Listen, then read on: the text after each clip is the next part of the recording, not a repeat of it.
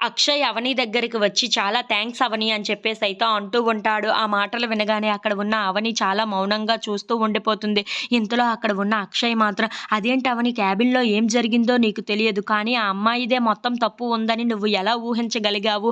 అయినా నాదేమీ తప్పు లేదని నువ్వు ఎలా తెలుసుకోగలిగావు?" అని చెప్పేసైతే అంటూ ఉంటాడు. ఆ మాటలు వినగానే అక్కడ ఉన్న అవని మాత్రం "నాకు మీ మీద ఉన్న నమ్మకం అటువంటిది" అని చెప్పేసైతే అంటూ ఉంటుంది. ఆ మాటలు వినగానే అక్కడ ఉన్న అక్షయ్ అయితే ఒక్కసారిగా షాక్ అయిపోతూ ఉంటాడు.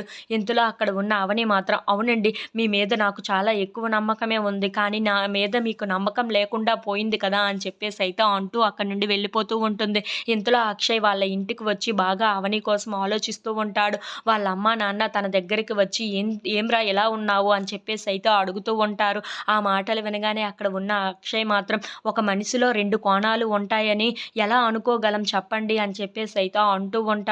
ఆ మాటలు అర్థం కాక వాళ్ళ అమ్మా, నాన్న మాత్రం "ఏంట్రా ఏం మాట్లాడుతున్నావు నువ్వు?" అని చెప్పేసైతే అడుగుతూ ఉంటారు. ఇంతలో అక్కడి నుండి అక్షయ్ వెళ్ళిపోతూ ఉంటాడు.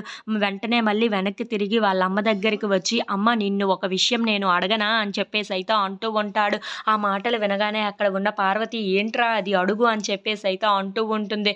ఇంతలో అక్కడ ఉన్న అక్షయ్ మాత్రం "నిజంగా నిన్నే అవని తోసేసిందా పైనుండి?" అని చెప్పేసైతే అంటూ ఉంటాడు. ఆ మాటలు వినగానే అక్కడ ఉన్న పార్వతి, పల్లవి వాళ్ళ నాన్న అయితే ఒక్కసారిగా షాక్ అయిపోతూ ఉంటారు. "అవునమ్మా! నాకు ఎందుకో నమ్మబుద్ధి కావటం లేదు. అవనినేనా నిన్ను పైనుండి కిందకు తోచేసింది? నాకు అయితే ఎందుకో నమ్మాలనిపించటం లేదు. అవని ఎటువంటిదాయో మనకందరికీ తెలుసు కదా!" అని చెప్పేసైతే అంటూ ఉంటాడు. ఆ మాటలకి అక్కడ ఉన్న వాళ్ళందరూ అయితే ఒక్కసారిగా షాక్ అయిపోయి అక్షయ్ వైపు అలా చూస్తూ ఉండిపోతారు. If you like this video please like, share and subscribe friends.